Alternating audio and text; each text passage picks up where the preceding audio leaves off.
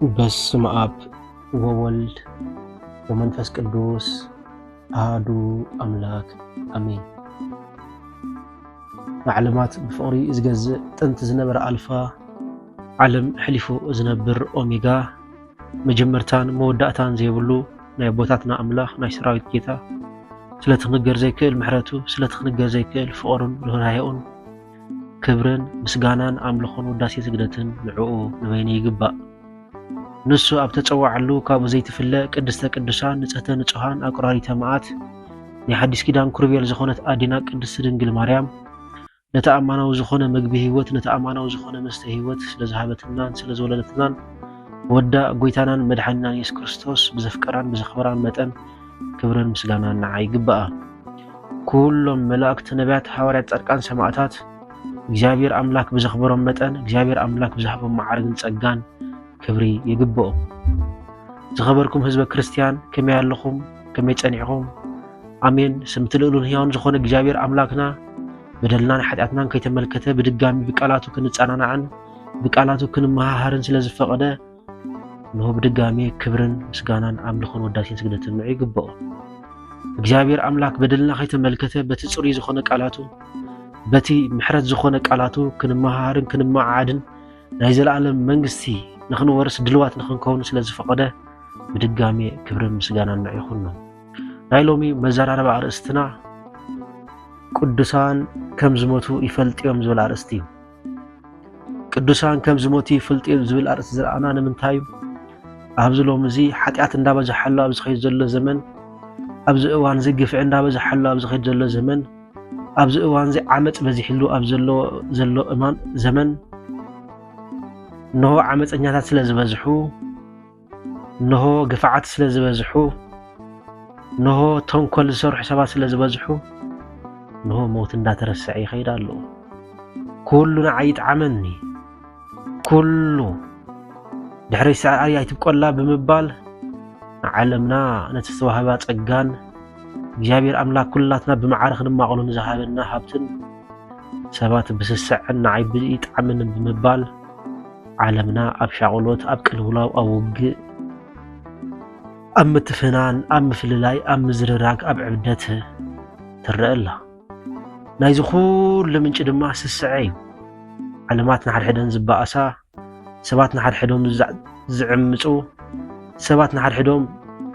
ዝበኣሱ ምንጭ ናይዚ ረብሓ እዩ። ምንጭ ናይዚ ስስዐ እዩ። ነገር ግና ሎማዓንቲ ኣነ ንስኻትኩምን እንሪኦ ትምህርቲ ቅዱሳን ከም ዝሞቱ ይፈልጥዮም ዝብል ኣርእስቲ እዩ። ቅዱሳን ኣብዚ ዓለም እዚኣ ክነብሩ ከለዉ ኩሉ ንብረቶም ኩሉ ቤቶምን ወርቆምን ከብቶምን ከይተረፈ ብምሻጥ ንሆን ህይወቶም ሙሉእ ንእግዚአብሔር አምላክ ዘወፈዩ ንዓለም ከይተረፈ ብጸሎት ብምህለላ ዓለም እቲ እግዚአብሔር አምላክ ክህበና ዝደልዮ ሰናይ በረከት ከም ዝህበና ዝገብሩ ቅዱሳን ኣቦታት እዮም ነይሮም። እንተሎሙ ግና ብሰንኪ ሕማቕ ዘረባና ብሰንኪ ሕማቕ ዓመፃና ብሰንኪ ሕማቕ ተገባራትና ጽዋእ ናይ ሓጢአትና ስለዝበዝሐ ጽዋእ ናይ በደልና ስለዝበዝሐ ኖ ዓለምና ንዓይን ንዓኻትኩምን ዘይትትንከፍ እሾኽ ኮይናትና ትርከብ። እዚ ድማ ናይ ኩላትና ምንጪ ሓጢአትና እዩ። እዚ ናይ ኩላትና ድምር ናይ ርኽሰትና እዩ። ስለዚ ካብ ቅዱሳን ንመሃሮ ነገር እንተሃልዩ ቅዱሳን ኣቦታት ከም ዝሞቱ ይፈልጥዮም። ንምንታይ እዚ ኣርእስቲ እዚ መፂኡ ንዝብል ሓሳብ ድማ ሓደ ወዲ ሰብ ዝሞት ምዃኑ ዝፈልጥ እንተኾይኑ ሓደ ወዲ ሰብ ኣብዛ ዓለም እዚኣ ንሓፂር ግዜ ዝነብር ምዃኑ ዝፈልጥ እንተኾይኑ ኣይበድልን እዩ ኣይዕምፅን እዩ ኣይስስዕን እዩ ንሓዉ ንሕማቕ ነገር ኣሕሊፉ ኣይህብን። ቅዱሳን ኣቦታትና ግን እዚ ዓለም እዚኣ ከም ትሓልፍ ነሆ እዚ ዓለም ዘሎ ኩሉ ሓላፋይን በራሳይ ምዃኑ ስለዝፈልጡ ከምኡውን ካብዛ ዓለም እዚ ብሞት ከም ዝፍለዩ ስለዝፈልጡ ኣብዛ ዓለም እዚኣ ኣጋይሽን ስደተኛታትን ምዃኖም ስለዝፈልጡ ነሆ ንስስዐ ዘበለ ረጊጾም ንትምትሕቲ ዘበለ ቀቢሮም ንዓይ ጣዕምን ዘበለ ነፊጎም ብሰላም ምስ ዝተፈላለዩ ሕብረተሰብ ክነብሩ ከለዉ ንርኢ ማለት እዩ። እንተ ኣነ ንስኻትኩም ግና ሞት ከም ዘለውን ኣይንዝክርን እዩ። طواح نغو سغانا بسبيسو خم زموت كل ملكعنا كل قابنا خم زفرس اينفلطن بزرخبنا اغاطامي نسبات كنعمص كاف سبات كنمنزع سبات نخنناشو سبات اب تحت اغرنا غيرنا نخنغزء طراينا نحسب ማለት ግናኸ ቅዱሳን አቦታት ሞት ከም ዘሎ ይፈልጥዮም ከምኡን ከም ዝሞቱ ይፈልጥዮም ወገናተይ እንሆ ብዛዕባ እዚ ኃይለ ቃል ዝኽንዛረብ እንተ ዳኣ ኮይና መጽሐፍ ቅዱስ መሰረት ብምግባር ኢና ኣብ ቀዳማይ ነገሥት ምዕራፍ 2 ፍቅዲ 1 አቦና ዘማራይ ዳዊት መዓልታት መቱ ኣብ ምእኻሉ ንወዲ ሰሎሞን ጨውዒው እንታይ ከም ዝበሎ ክንሰምዕና ወገናተይ ነዚና ድማ ቅዱሳን ከም ዝሞቱ ይፈልጥና ንብል ዘለና ቀዳማይ መጽሐፍ ነገሥት ምዕራፍ 2 ካብ ፍቅዲ 1 ክሳብ 9 ዘሎ ኃይለ ቃል ክንሪኢና ማለት እዩ ዳዊት ዝሞተላ መዓልቲ ምስ ቀረበት ንሰሎሞን ወዱ ከምዚሉ ተላበው ኣነ ከም ኩሉ ሰበይ ዝሞተላ መዓልቲ ቀሪባ እያ እሞ ጽናዕ ሰብኣይ ኩን እትገብሮ ዘበለ ኩሉ ኣብ እትኾደ ዘበለ ኩሉ ምእንቲ ክቐንዓካስ ከምቲ ኣብ ሕጊ ሙሴ ተጻሒፉ ዘሎ ምትእዛዝ እግዚአብሔር ኣምላኽካ ሓሉ ከም ፍቃዱ ንበር ሕጋጋቱ ድማ ትእዛዛቱን ስርዓቱን ድማ ሓሉ እግዚአብሔር ነቲ ደቅኻ በአካይዶም እንተ ጠንቀቁ ኣብ ቅድመይ ከኣ ብኩሉ ልቦምን ብኩሉ ሓይሎምን ብእምነትን እንተ ነበሩ ካብ ዘርእኻ ካብ ዝፋን እስራኤል ክነግሱ ኣይከቋርጹን እዮም ኢሉ ዘተስፈውን ምእንቲ ክፍጸም ትእዛዝ ሓሉ ብምባል ንወዱ ሰሎሞን ነገሩ አቦና ዘማራይ ዳዊት ብዙሕ ሃብቲ ነው ብዙሕ ወርቅን ብሩርን እንኳን ተነበሮ ንወዱ ሰሎሞን ግና ብዛዕባ ወርቅን ብሩርን ብዛዕባ ወርቅን ጨርቅን ብዛዕባ ስጋዊ ተድላን ሃብትን ብመኽራ ይመኸረ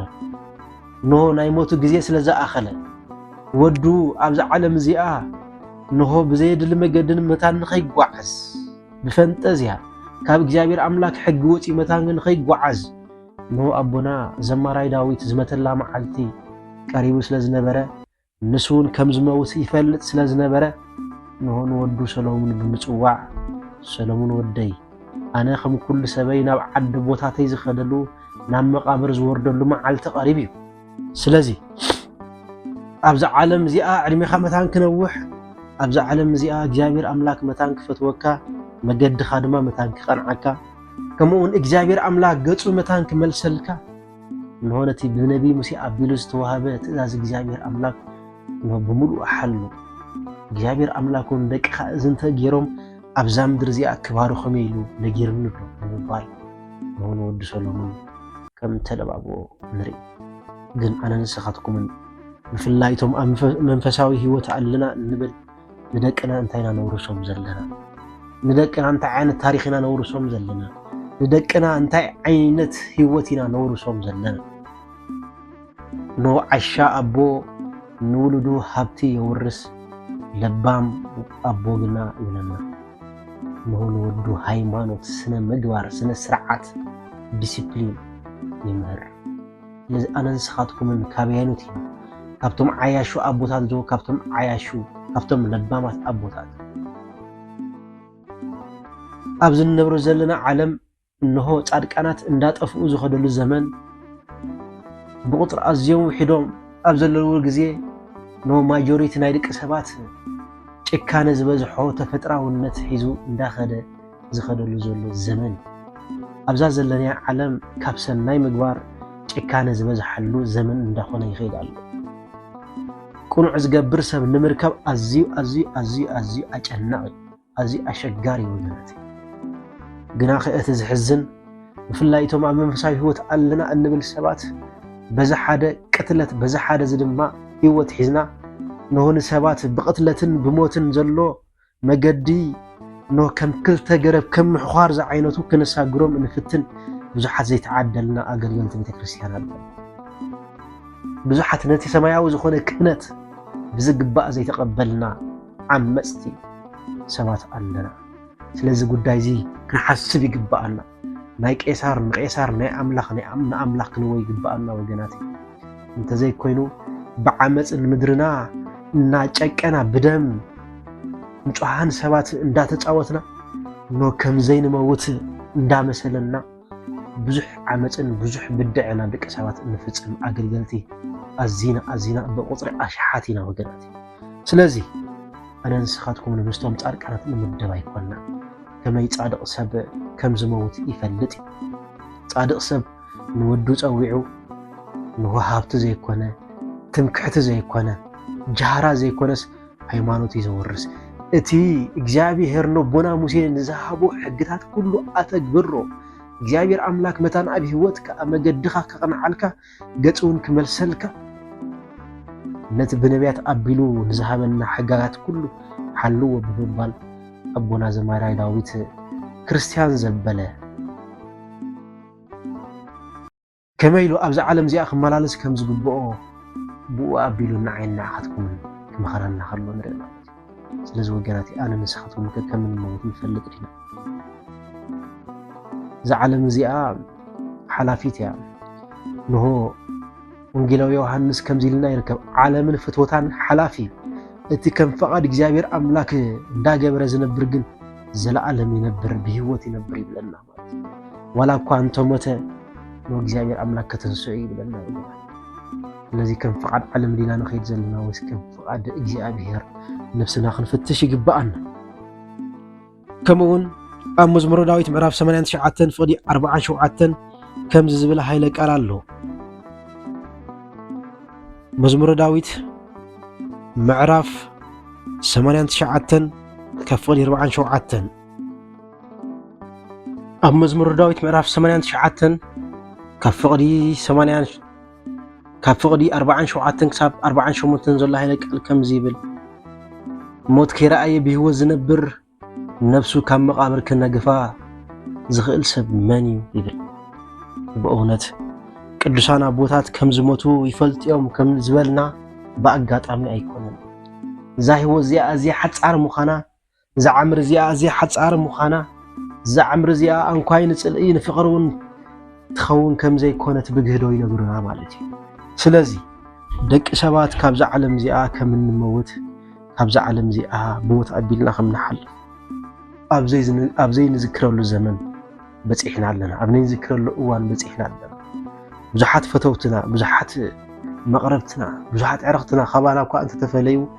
ሞት ግና ናባና ዝመጽእ ንዓና ዝበጽሓና ኣይመስለናን ወገናት ካብ ዝገርመኩም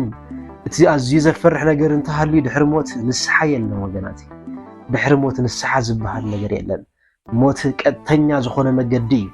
ከምቲ ሓንቲ መኪና ናብ ሓደ ሃይወይ ምስ ኣተወት ንየማን ፀጋም ከተላግዝ ዘይትኽእል ቀጥታ ብዘለዋ ፍጥነት እትኸይድ ዋን ወይ ዝበሃል ሞት ድማ ኸመይ እዩ ጽድቂ ዝገበረ ናብ ጽድቂ ሓጢያ ዝገበረ ናብ ሕርቃ ማስናን ዘለዎ ቦታ እዩ ዝኣቱ ስለዚ ናብዚ ሃይወይ ናብዚ ቀጥተኛ ዝኾነ መገዲ ከይኣተና እንከለና ስለ ክንሞት ምዃንና ክንሓስብ ይግባአና ኣብ ቅድሚ እግዚአብሔር ኣምላክ ንፍርዲ ንቐውም ምዃንና ክንሓስብን ክንግዘብን ይግባአና ወገናት ቅዱሳን ከም ዝሞቱ ስለ ዝፈልጡ ነዚ ነገር እዚ ኩሉ ኣብ ግምት እትዮም ንኹሉ ዓለም ንዒቆም ንኹሉ ንብረቶም ሸይጦም ንድኻታት እንዳሃብ ሰባት ከይጎዱ ንሰባት ከይተንከፉ ንሰባት ከይናሸው ናይ ሰብ መሰል ከይገሃሱ ካብዛ ዓለም እዚኣ ሓሊፎም እዚ ንብል ዘለና ግን ኩሉ ንብረትና ኩሉ ወርቅና ሸይጥና ገዳም ንእቱ ማለትና ኣይኮነን እሱ እግዚአብሔር ኣምላክ ንዝኽእል ወይ ዝህብ ግና ከም ኣቦና አብርሃም ኮይና ክንነብር ንኽእል ኢና ኣብዛ ዓለም እዚ ከም ኣቦና ይስሐቅ ኮይና ኣብዛ ዓለም እዚ ክንነብር ንኽእል ኢና ከም ኣቦና ያዕቆብ ኮይና ኣብዛ ዓለም እዚ ብጽድቂ ክንነብር ንኽእል ኢና ከም ኣቦና ሙሴ ኮይና ኣብዛ ዓለም እዚ ብጽድቂ ክንነብር ይኽእል ኢና ከም ኣቦና ዮሴፍ ጻድቕ ኮይና ኣብዛ ዓለም እዚ ክንነብር ንኽእል ኢና ወገናት ኣቦና አብርሃም ከም ዝፍለጥ ከም ታሪኹ ንሆ ብርባዕተ ማእዝን ኣፍ ደገ ዘለዎ ድንኳን ብምስራሕ ንሆ ኣው ይነብር ነበረ ይብለና ካብ ቦታ ናብ ቦታ እንዳተንቀሳቀሰ ይነብር ነበረ ይብለና ጋሻ ከይመፀ ድማ ምግቢ ኣይበልዕ ነበረ ይብለና ካብ ዝገርመኩም ንሆ ሰባት ንምንታይ ኢኻ ኣብ ቴንዳ ትነብር ንምንታይ ኢኻ ኣብ ድንኳን ትነብር ክብሎ ከለው እንታይ ወገዛ ክሰርሓሉ ነዛ ሓፂር ዓመት እንታይ ቤት ክሰርሓሉ ይብል ነይሩ ገርመኩም ኣቦና አብርሃም ኣብ ዝነበረሉ ግዜ ዘመን ካብ 500 ክሳብ 900 ከም ማትሶላ ዝነበረሉ ዝነበረ ዘመን እዩ ኣነ ንስኻትኩም ክሪኦ ከለና ካብ 60 ካብ 70 እንተሓሊፍና ኢና ወገናት እሱን ዕድለኛ ይዝረኽቡ ስለዚህ ኣቦና አብርሃም እንኳ 500 ዓመት እንዳነበረ እንከሎ ነዚ ሓፂር ዕድመ እዚ እንታይ ገዛ ክስርሓሉ ብምባል ነው ኣብ ዓለም ኮይኑ መነነ ምስ ደቂ ሰባት ኮይኑ መነነ ይብለና ስለዚህ ወገናተይ ኣቦና አብርሃም ነዚ ነገር ዝገብር ዝነበረ ከም ዝመውት ስለ ዝፈልጥ እዩ ሓላፍ ምዃኑ ስለ ዝፈልጥ እዩ ኣብዚ ዓለም እዚኣ ጋሻ ምዃኑ ስለ ዝፈልጥ እዩ ለዚ ድማ ሐዋርያ ቅዱስ ጳውሎስ ንስኻትኩም መጻእተኛታትን ስደተኛታትን ስለ ዝኾንኩም ኣብ ዘመነ ግሽነትኩም ብፍርሓት ነበሩ ዝብለና ማለት እዩ ብፍርሓት ክንነብር ይግባአና እንተ ተኻኢልኩም ምስ ኩሉ ሰብ ብሰላም ክትነብሩ ፈቱን ኢልና ሐዋርያ ቅዱስ ጳውሎስ ኣነ ንስኻትኩም ብሰላም ዲና ንነብር ዘለና ዘይተንከፍናየ ሰብ ኣሎ ዘይጎጠናየ ሰብ ኣሎ ዘይሓመናየ ሰብ ኣሎ ብመልሓስና ዘይቀተልናየ ሰብ ኣሎ ብመልሓስና ናብ ፍርዲ ዘቕረብናየ ሰብ ኣሎ ካብኡ ሓሊፍና እውን ብምጉምጣጥ ብምፍኻር እዚ ድማ ውፅኢት ናይ ሓጢኣት ወገናት ውፅኢት ናይ ሓጢኣት ወገናት እንሆ መገዲ እግዚአብሔር ኣምላክ ንኸይድ ከምዘየለና ዘስተብል ህይወት ኢና ነብር ዘለና ወገናት ክርስትና ትሕቲልካ ምንባር እዩ ክርስትና ፈላጥ ክነስኻ ኣይፈልጥኒ ኣነ ደንቆረ ፍልጠት ናይ እግዚአብሔር ይምባል እዩ ክርስትና በዓል ጸጋ እኳ እንተኾንከ ኣነ ድኻየ ሃብቲ ጉልበት ሓይሊ ኩሉ ናይ እግዚአብሔር ኣምላክ ይምባል እዩ ወገናት ጅግና ዝበሃል እዚ ነገር ዝገብር እምበር ሰባት ዝቐትል ኣይኮነን ንሆነት ሰብነት እግዚአብሔር ኣምላክ ዝኾነ ሰብ ነት ወዲ ሰብ ንሆ ብዝተፈላለየ ጉዳኣት ነገር ጊሩ ዘፍርስ ኣይኮነን ንኳ ንቤት መቅደስ ኣምላክ ዘፍርስ እንተሃሎ ንሆ ኣምላክ ሰማይ ከማስኖ ይብለና ወንጌል ስለዚህ ቅዱሳን ከም ዝሞቱ ይፈልጥዮም ነዚ ነገር ዘምጻና ናተይናትኩም ህይወት ምስ ቅዱሳን ከነመሳኽሮ ስለንደሊና ወገናት ኣነ ንስኻትኩም ኣበይ ተርታይና ዘለና ኣበይ መዝገቢና ክንፅሓፍ ኣበይ ህይወትና ክንኣቱ ስብሓንሁ ነዚ ሓፃር ዓለም ብትዕግስቲ ከይነሕልፋ ብሰላም ብምርዳእ ንኸይነሕልፋ ዝወሰና ሰባት ህኮት ዝፈጠርና ንዓለም ረቢሽና ዘለና ሰባት እቶም እርጋታ ዘይብልና ሰባት ኣብ ህይወትና ትዕግስቲ ዘይብልና ሰባት ኢና ወገናት ስለዚ ቅዱሳን ክንከውን እንተኮይንና ኣነ ንስኻትኩምን ብቅድስና ንክርስቶስ ክንመስሎ እንተኮይንና ብቅድስና ንሆነ ሃዋርያትን ነቢያትን ጻድቃን ክንመስሎም እንተኮይንና ከም እንመውት ክንፈልጥ ይግባአል እዚ ዓለም እዚ ሓላፋይ ምዃኑ ክንፈልጥ ይግባአል እግዚአብሔር ኣምላክ ብዝተፈላለየ መገዲ ገይሩ ምሄርና ህይወት ወዲ ሰብ ኣብዚ ዓለም ከምቲ ሽው ኢሉ ዝሓልፍ ንፋስ ይልናል ኖ ህይወት ወዲ ሰብ ከም ዕንበባ መሮር ይልናል ዕንበባ መሮር እንተሪእና ንግዚኡ ኣዝዩ ውቅብ እዩ ኣዝዩ ንመልክዑ ኣዝዩ ባህ ዘብል እዩ ግናኸ ወርሒ ክልተ ወርሒ ይፀንሐ ኖ ይደርቕን ይነቅፅን እሞ እና ምቅፃል እሳት ከምኡውን ይርገፅ ይብለና ናትና ህይወትን ኩሉ ወገናት ከም ዕንበባ መሮር ኢና ንቕምስለሉ ዘመን ክመጽእ እዩ እንሆ እንጥውልገሉ ግዜ ክመጽእ እዩ ሓይልና ዝደኽመሉ ግዜ ክመጽእ እዩ ግናኸ ከም እንመውት ክንፈልጥ ይግባአና ኣብ መክብብ ምዕራፍ 11 ፍቅዲ 8 ከም ዝብል ሃይለ ቃል ኣሎ መክብብ ምዕራፍ 11 ፍቅዲ 8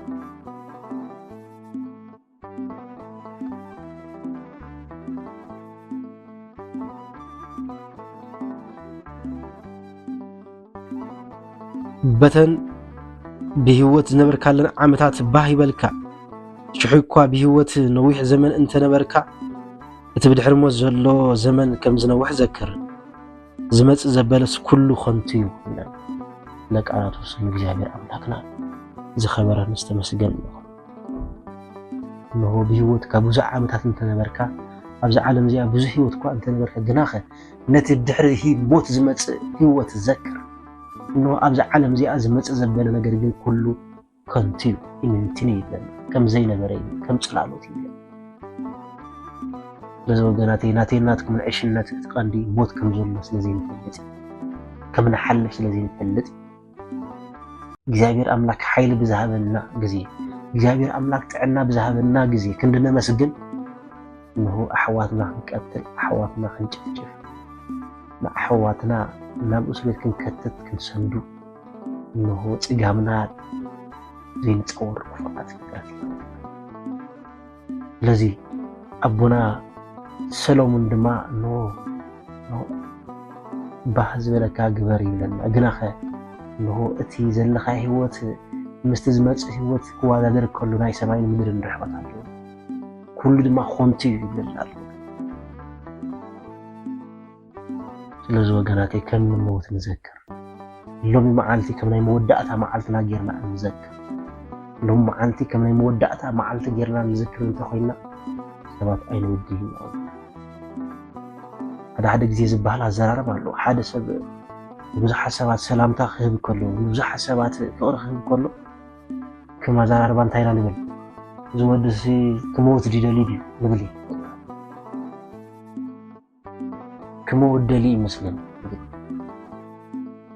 بأونت كم يزحش حجر مو نحنا كموت مخنا فليكنا سلام سلام كنبها لقبائنا وقنا فقر خنوها بقبائنا وقنا لذي بجاهم حزب كريستيان كم من الموت نفلت أفرد قدم إجابير أملاك كم نقرب نفلت عالم أين ربش حزبي أين ربش في الله يدما بيت كريستيان أين ربش نتناول زمت عن نفساتنا ونسقع عن نفسات أين ربشهم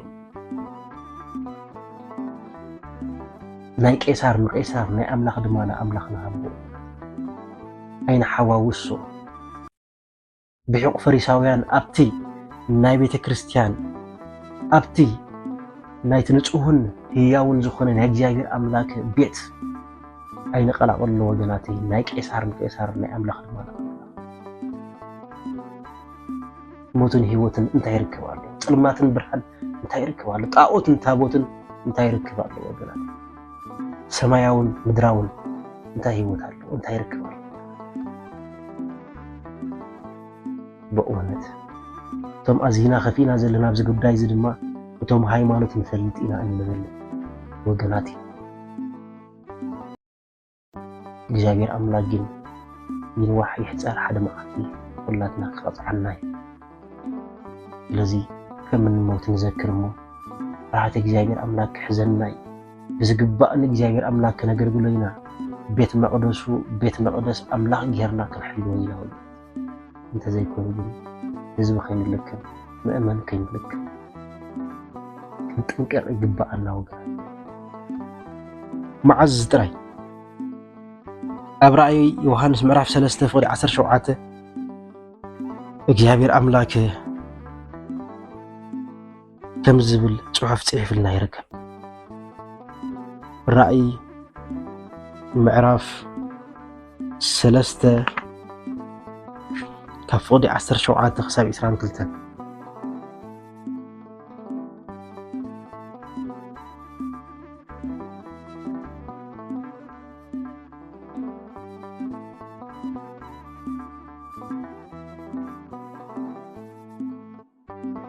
سلازي أي موق أي زحل لبت زبالة سلازي خوانكا كب أفي طوف كبلكاي هبتامن فساسن إيه حانتو كواز قول لنا قريب اللين بمبالكاس حسرون زدنقصن دخان عورن عرقون مخانكا أي تفلتن إيخا ما أنت ختبتم بحاوي تساري ورقي كباي كتعدق حفرات عرقان كان ما أنتي كيكلع جدنن كآت عادا خداونتي ما أنت خترئي نعينتخا كحلون كحلي كباي كتعدق مخرك الله أنا نتهم زفكرهم زبلة اجنحهم وطعوا من إيه دق منقح متنسح إنه أو أفدق دو إلى معصو كحكو عبل الله هذا كادم أي سمعوا معصو أنت خفت اللي نابوك أتو مسؤول أما أديك قمتي نسو مسايك قمتي أنا خاء كم تأنا سعركو مس أبوي أبزفانو تقمتكو نتزسعرون أبزفاني مسايك قمت مسالكو به إذن زلو نتمنفس قدوسن أبيت كريستيان زبلو زلو يسمع يبلن سلك آلاتو سم እግዚአብሔር أملاكنا زخبرن استمسجنن يخون كاب معرف كاب فقدي 15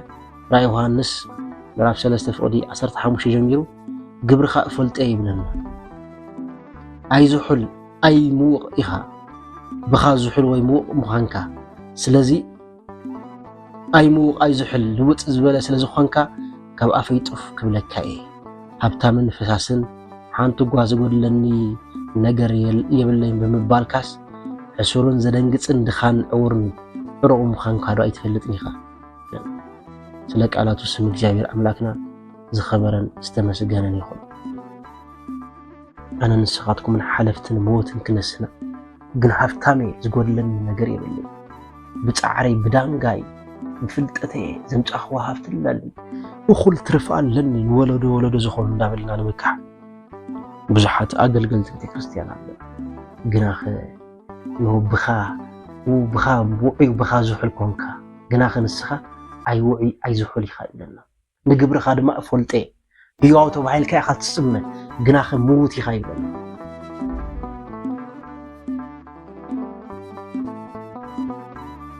هبتام يزقولن ነገር የብለኝ ኩሉ ዝፈስስ መሊ ዝፈስስ ተጥለን ትላል ግናኸ ዕርቆ ይኻይ ይላል እዚ ተግሳጽ ዝመጠን ምንታይ ምስለኩም ወገናት ከምን ሞት ስለዘይ ነፈልጥ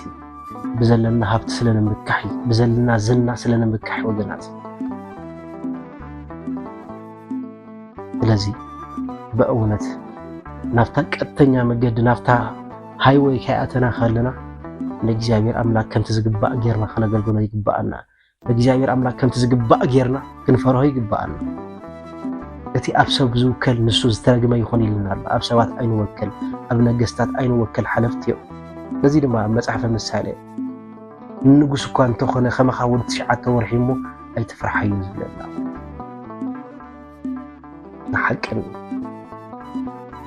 ንእምነትና ንማዓተምና ንመስክር شو እግዚአብሔር አምላክና ባና خملسي ከምቲ አቦና ዘመራይራው ዝበሎ ቀዳማይ ነገስ ምዕራፍ ከተፈታሐለ ነው እግዚአብሔር አምላክ ገጹ መታንክ መልሰልካ ነቲ በአቦና ሙሴ አቢሉን ዘሃቡ ሕጋታት ኩሉ አተግብር እግዚአብሔር አምላክ በአቦና ሙሴ አቢሉ 10 ትእዛዛት ይልናል አይተሐሱ አይተሰራ አይትቅተል አይትመንዘር በሐሶት አይትመስከር ናይ ብጻይካ ገንዘብ አይትተምነ بزيك على أملاخ أيتملخ بخنتو أيتم حل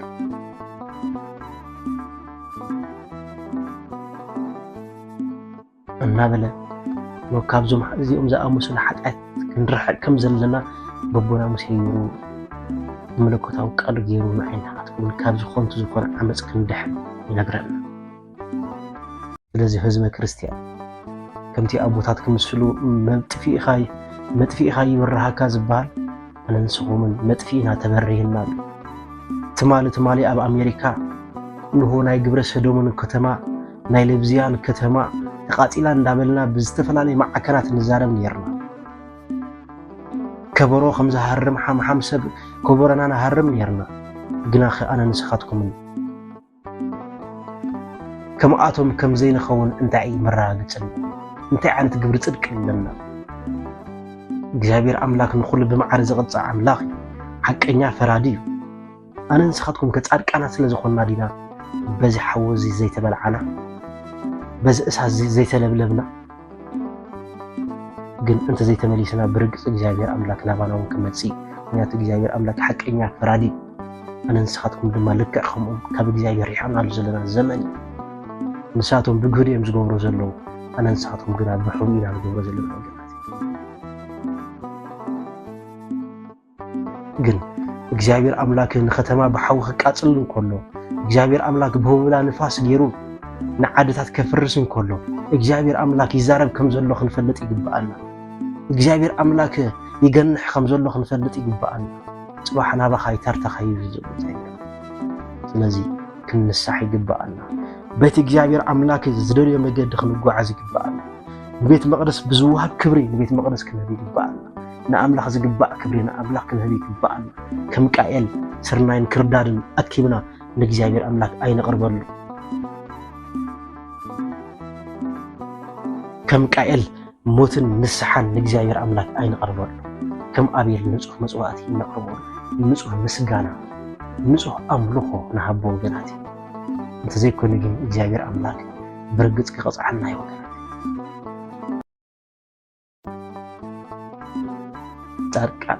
ንሓጣን ዝተባሃለ ንጻድቃን ይተርፍ ከም ዝተባሃለ ድማ ክንለኻኸም ኢና ወገናት ዓገብ እንተዘይልና በተሐቅን ህያውን ዝኾነ ቃል እግዚአብሔር በተዛዓይ ቃል እግዚአብሔር አምላክ እንተዘይተማዓይድና ጽባሕን ጎንስ ኣነንስኻትኩም ከም ሶዶምን ጎሞራን ዘይንኾነሉ ኣብነት የለን ከም ሰይቲ ሎጥ ዘይንኾነሉ ኣብነት የለን ስለዚ ከም ንሞት ክንፈልጥ ይግባአና ሓለፍቲ ምዃንና ክንፈልጥ ይግባአና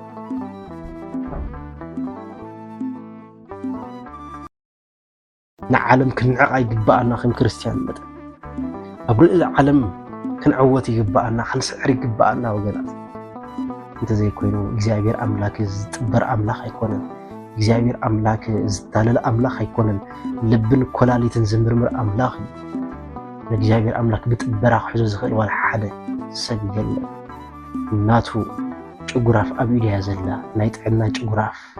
ሳሁን ተኣኽለና ካልእ ግደፎ ረሃብ ጥሜት ግደፎ ስእነት ግደፎ ናይ ጥዕና ጭጉራፍ ኣብ ኢድ እግዚአብሔር እያ ዘላ እንታይ ወሪድና ከም ዘሎ እንታይ በፂሕና ከም ዘሎ ነስተውዕል ናብ ልብና ንመለስ موت حلفت مخانا نذكر أبا حقوقاتنا يلون فتوتنا مغربتنا يلون بزحت مسانا يروب غير ما كون كافتون بيوزل لنا زموتي يبزحو قل أنا نسخطهم كساب حجي كم نموت أين فلتنا كابت قابز تلعلى نبزح السبات نتشوكن نبزح السبات كم زباخي نقبران نبزح السبات نونا حالنجي مغنيات نحالنجي مغنيات ما يمأسارون مغنيات نخون عنا ናይ ጥሜቶም ምኽንያት ንኾን ኣለና ናይ ውድቀቶም ምኽንያት ንኾን ኣለና ናይ ዕንቅፋቶም ምኽንያት ንኾን ኣለና በእውነት ኣነንስኻትኩም ዝንገብር ዘለና ከም ንሞት ስለዘይንፈልጥ ሓለፍቲ ምዃንና ስለዘይንፈልጥ እንተኽኢልና ወገናተይ እንተኽኢልና ብርብዓን ብሰማንያን ተጠሚቕና ኣለና እግዚአብሔር ኣምላክ መንፈስ ቅዱስ ፍቃዱ ኮይኑ ክርስቲያን ኮይና ንምት ተዋህዶ ኮይና ንምት معاتمنا أين التخ أين الكباتر بخلت ملعس أين الزارب نزينا دما قدسان كم زموتو يفلت يوم نبل نزينا قدسان كميلا يوم كم زموتو يفلت انتهينا دما قدسان كم زموتو سلز فلتو نهون زبدلهم سبات بدلهم حدقلهم من داولين أبو قدسان كم زموتو سلز فلتو نزعمت أمسك يقرأي منه ቅዱሳን ከም ዝሞቱ ስለዝፈልጡ ዓለም ንዕቆም ኣፍቆዱ በረኻ ኣፍቆዱ ጉድጓድን በዓትን ይነብሩ ቅዱሳን ከም ዝሞቱ ስለዝፈልጡ መዓልትን ለይትን በብኽያት ብቁዘማ በስግደት በሐዘን ወጮ በመኽዳል ስለኩሉ ዓለም ይጽልዩ ቅዱሳን ከም ዝሞቱ ስለዝፈልጡ ይጾሙ ቅዱሳን ከም ዝሞቱ ስለዝፈልጡ ይቆርቡ ቅዱሳን ከም ዝሞቱ ስለዝፈልጡ ንኣብ ኣምላኾም የመስግኑ ቅዱሳን ከም ዝሞቱ ስለዝፈልጡ ምሉእ ሓይሎም ምሉእግዚኦም ምሉእ ህይወቶም ንእግዚአብሔር ኣምላክ ይወፍዩ በእውነት ብዙሕ ክንዛረብ ንኽእል ነርና ግና ሓደ ለባም ሓደ ጥበበኛ ሓንቲ ቃል እያ ተኣኽሎ እንሆ ቅዱሳን ከም ዝሞቱ ይፈልጡ እዮም ንሕና ወሽ ንማርክ ምልክት ሕቶ እዚ ኣብ ገዛና ኮይና እዚ ሃይለ ቃል እዚ ንሰምዕ ዘለና ወገናት